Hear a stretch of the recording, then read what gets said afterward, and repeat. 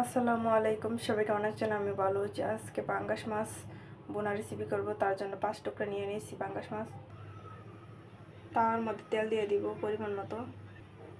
মাছের মধ্যে দিয়ে দিব অল্প পরিমাণ লবণ, দিয়ে দিব হলুদের গুঁড়া, অল্প গুঁড়া মরিচ দিয়ে দিব।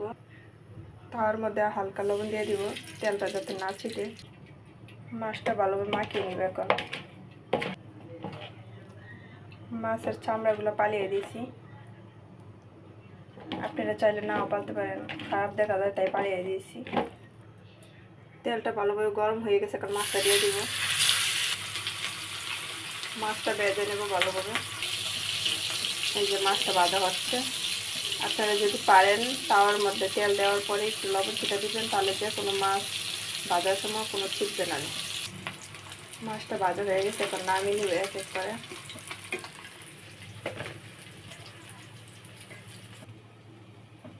মাছটা নামিয়ে নিয়েছি।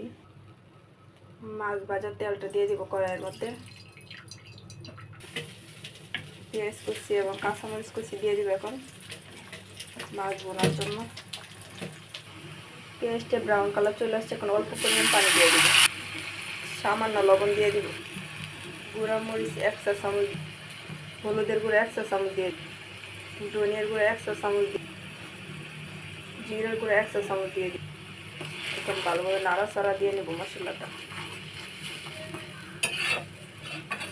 5 মিনিট কষিয়ে নেব মশলাটা ভালোভাবে কষানো শেষ, এখন মাছগুলো দিয়ে দিব। ভালোভাবে নাড়াচাড়া দিয়ে নেব। এখন সামান্য পরিমাণ পানি দিয়ে দেব।